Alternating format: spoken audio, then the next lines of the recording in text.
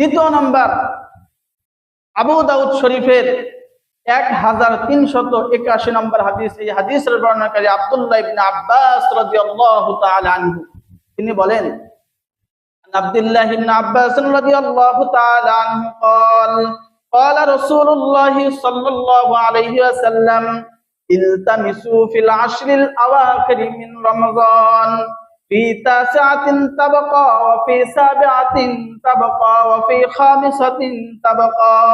আব্দুল্লাহ ইবনে আব্বাস রাদিয়াল্লাহু তাআলা আনহু তিনি বলেন, তোমরা রাসূলুল্লাহ সাল্লাল্লাহু আলাইহি ওয়াসাল্লাম ইরশাদ করেছেন, তোমরা রমজান মাসের শেষ দশকে তোমরা শবে কদর তালাশ করো। 9 দিন বাকি থাকতে এবং 7 দিন বাকি থাকতে এবং 5 দিন বাকি থাকতে, 9 দিন বাকি থাকতে শবে কদর তালাশ করো। তাহলে কত রজনী হয়? 21 রজনী। এরপরে রাসূলুল্লাহ সাল্লাল্লাহু আলাইহি ওয়াসাল্লাম বললেন, 7 দিন বাকি থাকতে তোমরা শবে কদর তালাশ করো। কত রজনী হয়? 23তম রজনী। এরপরে রাসূলুল্লাহ সাল্লাল্লাহু আলাইহি ওয়াসাল্লাম বললেন, তোমরা 5 দিন বাকি থাকতে শবে কদর তালাশ করো। কত রজনী হয়? 25তম রজনী।